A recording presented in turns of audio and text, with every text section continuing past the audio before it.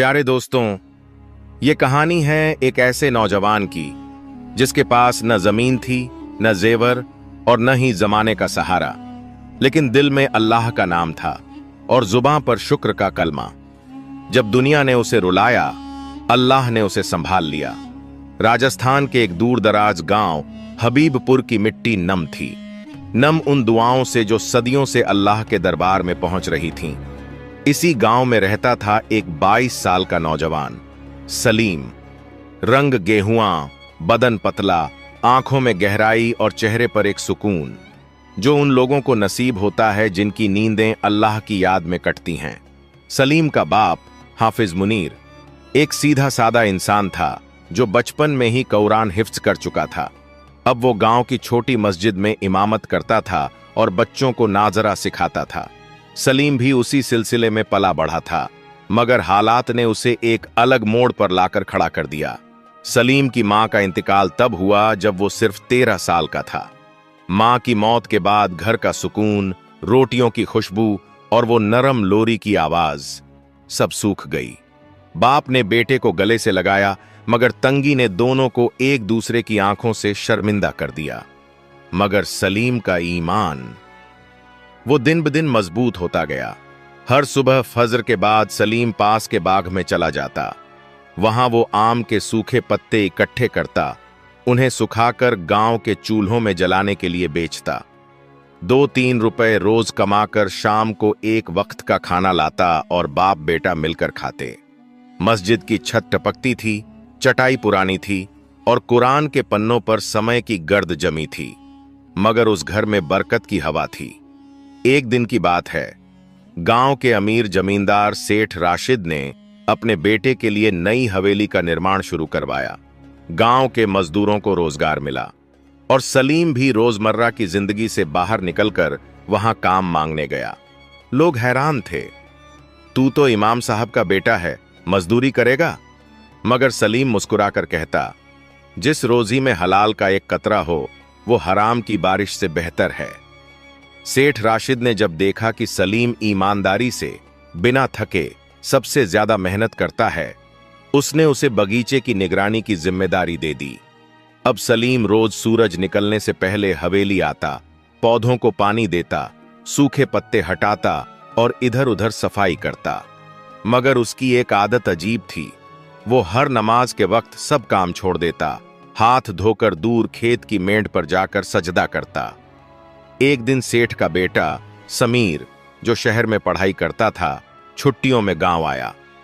बाप ने बाघ दिखाने ले जाते वक्त कहा, यह लड़का सलीम है, तुम्हारी माली देखभाल इसी ने की है।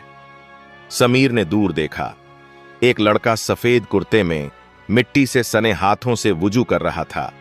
फिर वो मेंढ पर जाकर सजदे में झुक गया। समीर ने पूछा, अब्बा, ये तो बहुत सीधा सादा है, पढ़ा लिखा नहीं लगता। सेठ मुस्कुराया, पढ़ाई की शक्ल देखेगा तो धोखा खा जाएगा, मगर अगर ईमान की रोशनी देखे तो इसे सलीम नहीं नूर कहेगा। मगर समीर के दिल में अहंकार था। शहर की रंगीनियों में पला बढ़ा अमीरी का घमंड और हल्की सी नफरत वो सलीम की नेकदिली को समझ नहीं पाया। एक दिन उसने जानबूझकर अपने जूते हवेली के बाहर कीचड़ में फेंक दिए और सलीम से कहा, उठाकर साफ कर दो। सलीम झुका, जूते उठाए और पानी से धोकर रख दिए।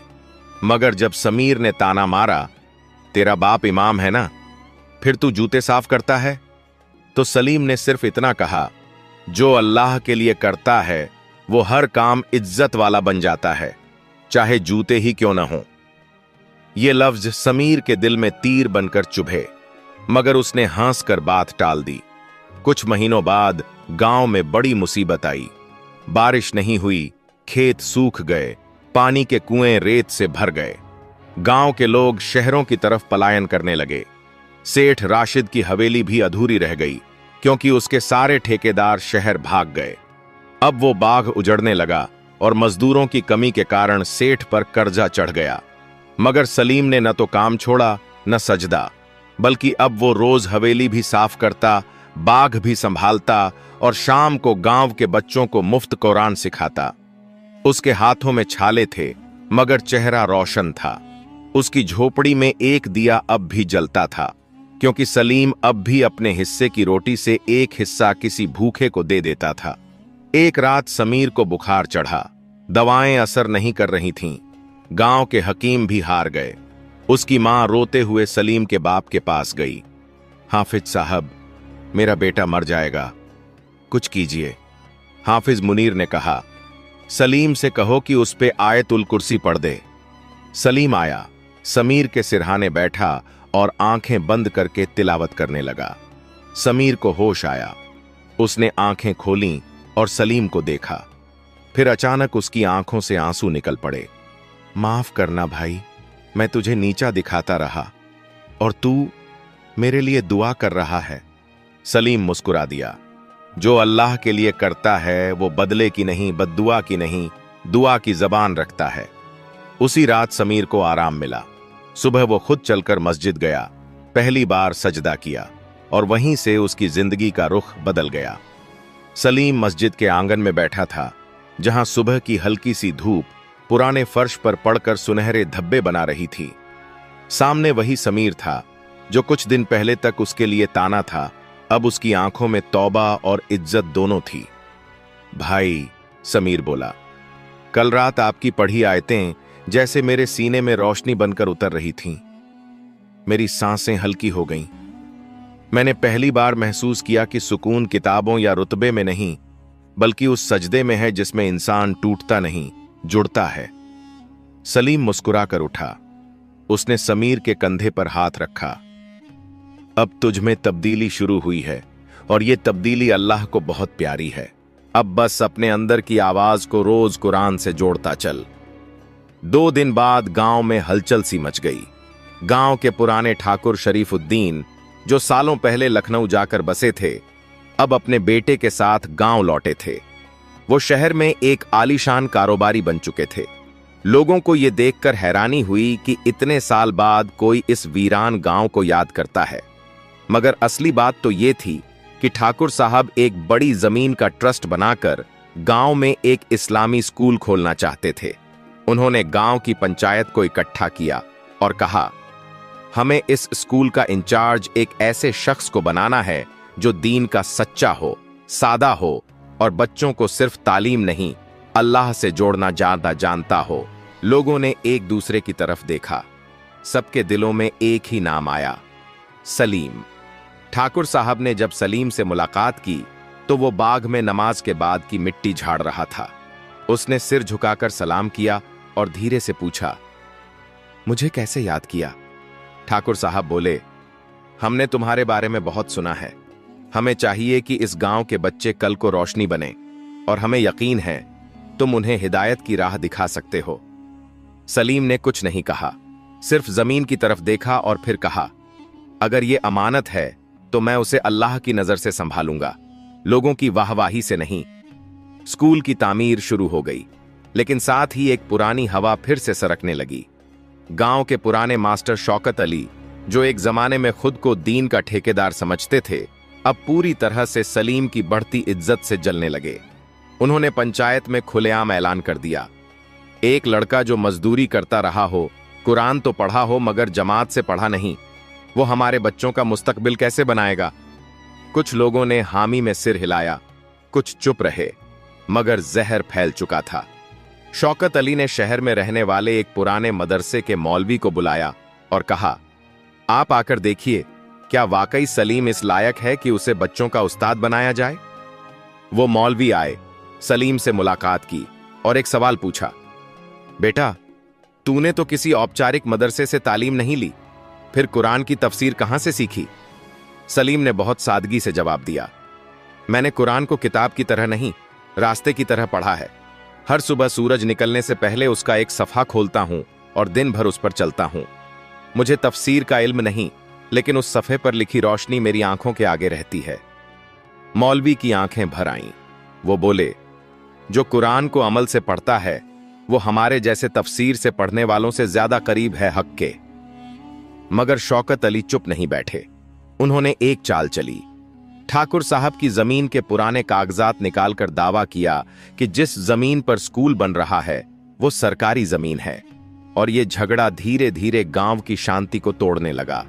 लोगों के दिल फिर से बंटने लगे। एक रात सलीम मस्जिद में अकेला बैठा था। कुरान उसके सामने खुला था, मगर उसकी आंखें बंद थीं। उसके सामने की जमीन भीगी हुई थी, शायद बारिश नहीं, लेकिन किसी के सजदे के आंसुओं से। हाफिज मुनीर, जो अब काफी कमजोर हो चुके थे, अंदर आए। उन्होंने बेटे को देखा और थमे हुए लफ्जों में कहा, बेटा, तू क्यों नहीं रुक जाता? लोग तुझसे जलते हैं, फिर भी तू उनके लिए ही सजदे करता है। सलीम ने आंखें खोलीं और धीरे से कहा, अब्बू, अगर रसूल ने भी जुल्म की वजह से दावत छोड़ दी होती तो हम सब आज अंधेरे में होते। जो अल्लाह के लिए होता है वो शिकायत नहीं करता, सजदा करता है। फिर सुबह आई और उसी सुबह एक चमत्कार हुआ। ठाकुर शरीफुद्दीन की तबीयत अचानक बिगड़ गई। उन्होंने बुलावा भेजा, मुझे सलीम से मिलना है। जब सलीम उनके कमरे में पहुंचा, उन्होंने उसका हाथ थाम लिया और कहा, मैंने जिंदगी में बहुत कुछ देखा, बहुत कमाया, बहुत खोया, लेकिन तेरे जैसे दिल को कभी नहीं पाया। मेरी आखिरी वसीयत है, इस स्कूल का पूरा ट्रस्ट तेरे नाम होगा। तू इसे अपनी मेहनत से चलाना, जैसे तूने अपने सीने को चलाया है, अकेले मगर रोशनी से भरा हुआ। 3 दिन बाद ठाकुर साहब का इंतकाल हो गया। पूरा गांव गमगीन था, लेकिन उनके जाने से जो अमानत छोड़ी गई थी वो अब सलीम की जिम्मेदारी थी, और साथ ही एक नई जंग की शुरुआत। सलीम अपने बाप के कमरे में तस्बीह गिन रहा था और हाफिज मुनीर धीमी आवाज में तिलावत कर रहे थे। बाहर हल्की आंधी उठ रही थी। गर्म हवाओं ने शाम से ही गांव को थका दिया था। अचानक एक जोरदार आवाज आई, जैसे आसमान ने जमीन को चीर दिया हो। धरती थर्राई और धूल की एक गहरी परत ने पूरे गांव को ढक लिया। लोग घरों से भागकर बाहर निकले, सब एक ही ओर दौड़ पड़े, मस्जिद की तरफ। मस्जिद की छत, जो कई सालों से बांस और पुरानी लकड़ियों के सहारे खड़ी थी, अब टूट चुकी थी। पिछले 3 दिन से लगातार गर्मी, लकड़ियों में दीमक और दीवारों की दरारें, सब ने मिलकर इस वक्त को खामोशी से बुलाया था। और आज आखिरकार वो छत धड़ाम से गिर गई। चटाइयां, कुरान के रैक, वुजू खाने की दीवार, सब मलबे में दब गए। सबसे पहले जो दौड़ता हुआ वहां पहुंचा वो था सलीम। उसने बिना कुछ सोचे मलबा हटाना शुरू किया। उसकी उंगलियां खुरच गईं, कपड़े फट गए, लेकिन वो चुप था। आंखें सिर्फ कुरान के उन पन्नों को तलाश रही थीं जो अंदर दबे थे।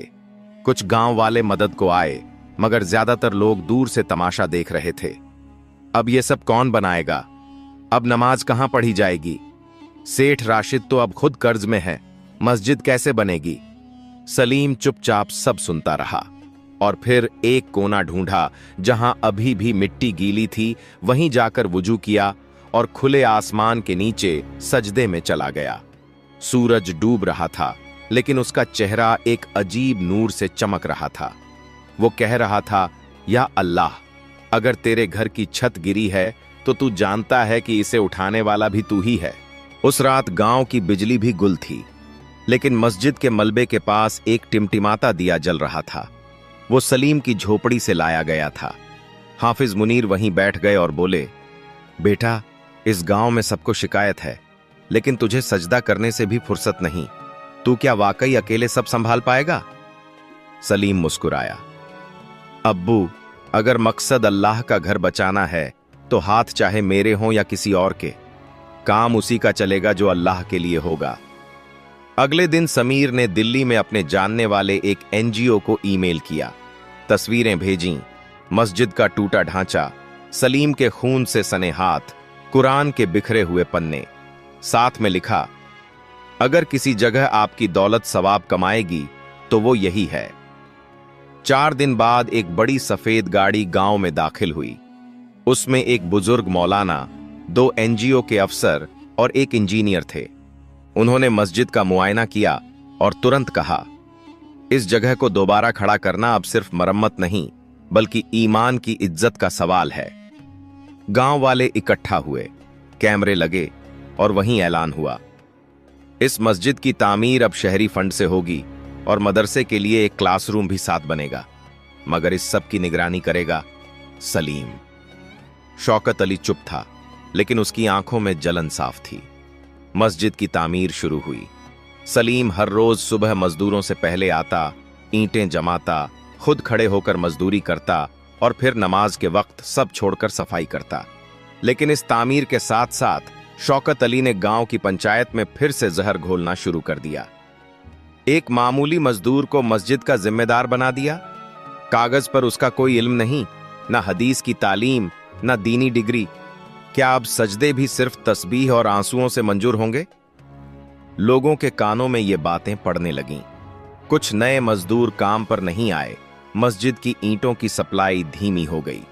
समीर ने दिल्ली में फोन करके सब कुछ संभाला, लेकिन अंदर से सलीम पर असर हो रहा था। एक रात सलीम अपनी झोपड़ी में बैठा था। उसके सामने एक कागज था, उस एनजीओ की तरफ से ऑफर। आप दिल्ली आएं, हमारी इस्लामिक एकेडमी में पढ़ें, फिर वापस आकर इस गांव का इमाम बने।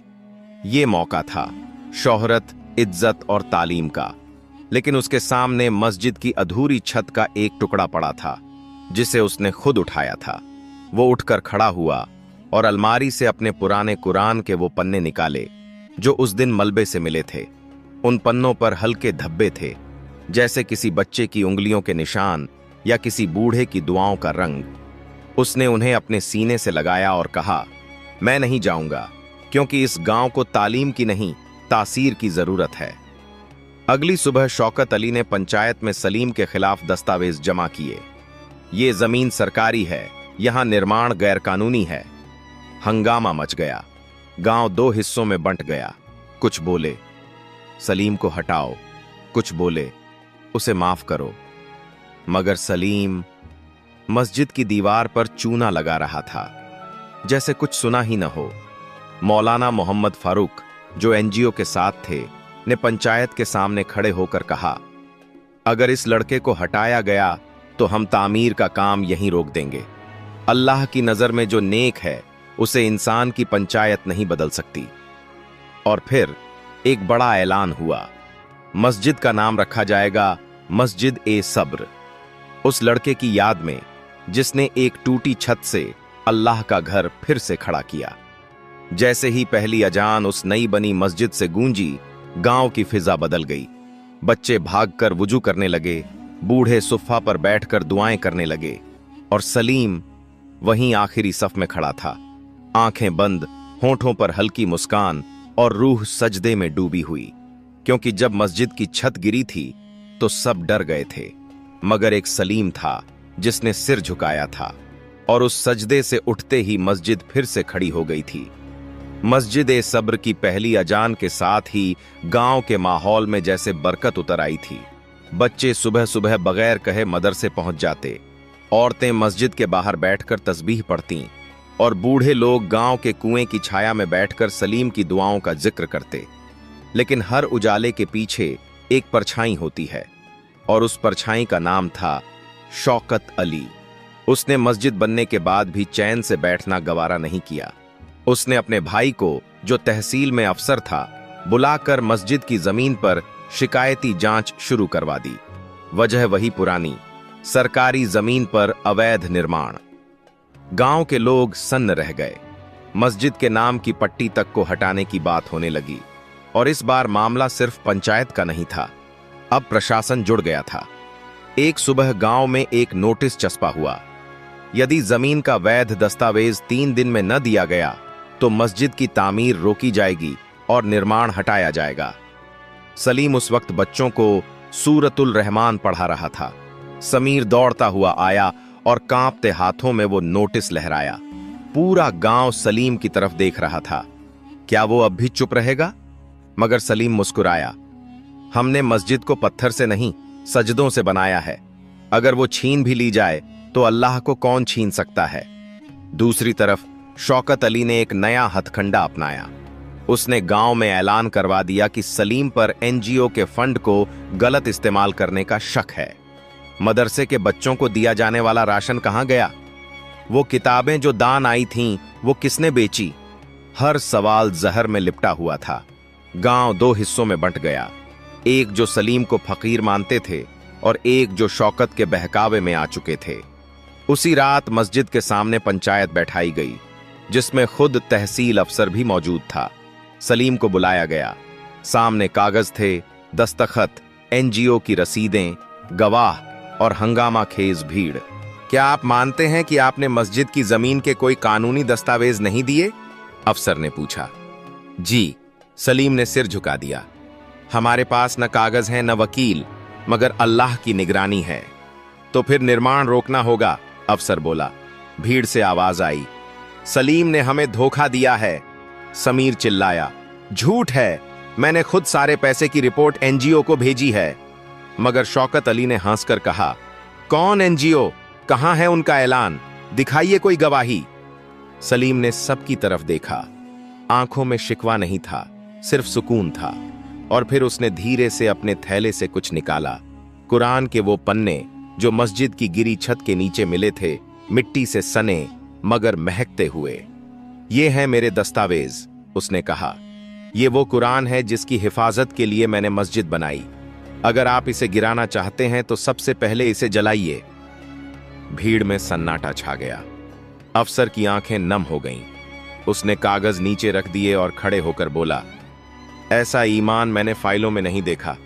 मस्जिद का निर्माण जारी रहेगा और मैं खुद इसकी पैरवी करूंगा। शौकत अली जमीन में गड़ गया। उस रात गांव के लोगों ने मिलकर सलीम के घर के सामने चूल्हा जलाया। हर घर से एक एक रोटी आई, हर दिल से एक एक दुआ। हाफिज मुनीर ने कहा, आज मुझे महसूस हुआ कि तू मेरा बेटा नहीं, एक उम्मत की उम्मीद है। लेकिन तीसरे दिन शौकत अली के घर से अफरा तफरी की आवाजें आईं। उसकी बेटी राबिया, जो कई महीनों से बीमार थी, अचानक बेहोश हो गई। डॉक्टरों ने जवाब दे दिया, लिवर फैल हो गया है। अगर 1 हफ्ते में डोनर न मिला तो जान नहीं बचेगी। राबिया की उम्र सिर्फ 18 साल थी और गांव में कोई भी डोनर मैच नहीं हो रहा था। तब किसी ने कहा, सलीम का खून और ग्रुप मेल खाता है। सबका दिल डूब गया। क्या वो देगा?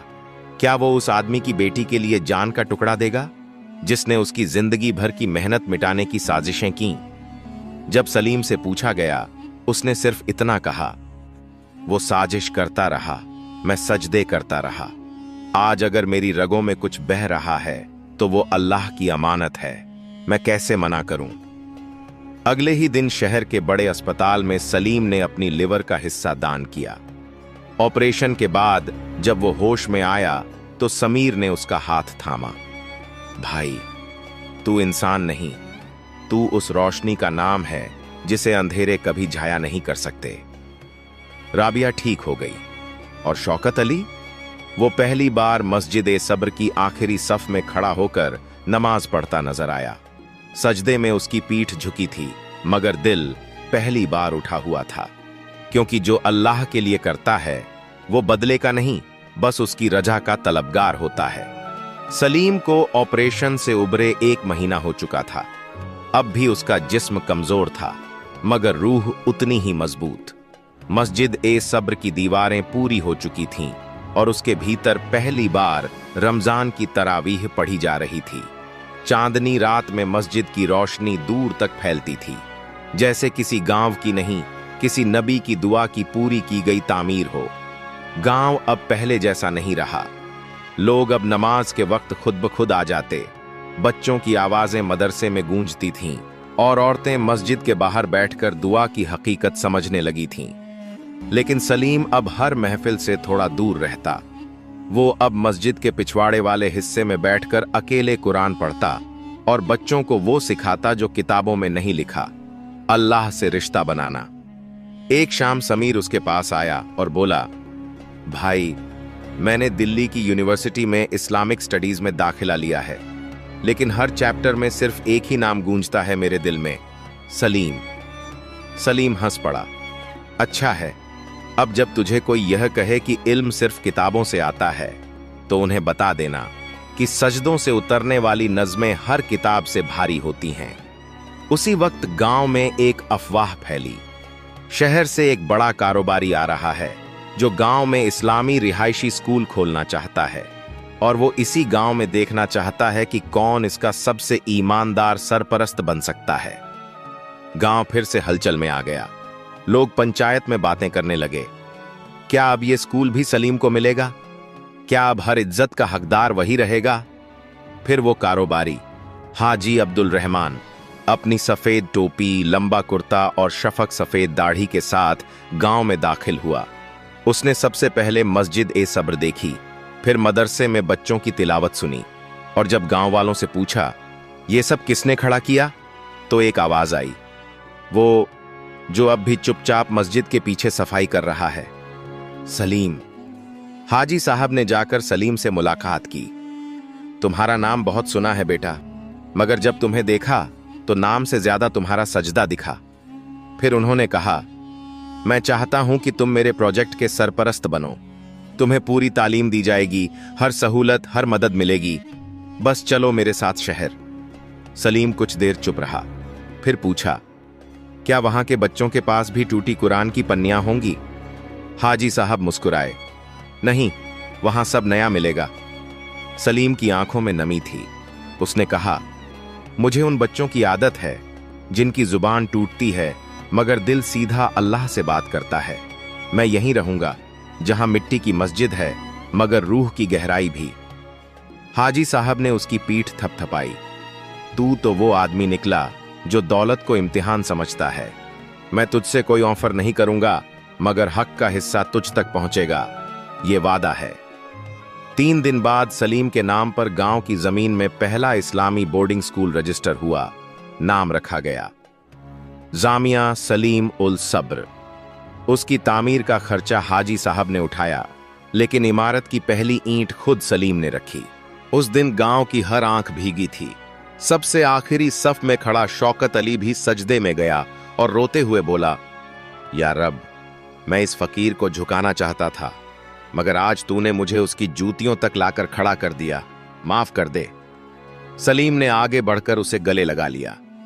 मस्जिद के ऊपर एक कबूतर बैठा था जो शायद उसी दिन से छत गिरने के बाद लौटकर नहीं आया था, मगर आज जैसे वो भी वापस लौट आया था। सलीम अब भी उसी झोपड़ी में रहता था। लोगों ने कई बार कहा, अब तो तुम गांव के इमाम हो, कोई अच्छा घर बना लो, मगर वो मुस्कुराकर कहता, जिस मिट्टी ने मुझे अल्लाह तक पहुंचाया, मैं उसे कैसे छोड़ दूं। हाफिज मुनीर अब बूढ़े हो चुके थे, मगर हर रोज फज्र की नमाज के बाद बेटे की पीठ पर हाथ रखकर बस एक ही दुआ मांगते, या रब, इस बच्चे को उस जगह पहुंचा दे जहां इसके सजदे से और भी सजदे जागें। कहते हैं 1 साल बाद उस गांव में बारिश आई, वैसी बारिश जो सालों से नहीं हुई थी। हर घर की छत भीगी, मगर मस्जिद ए सब्र की दीवारें रोशन हो उठीं, जैसे हर बूंद कह रही हो, जो अल्लाह के लिए करता है, अल्लाह उसे कभी जाया नहीं करता।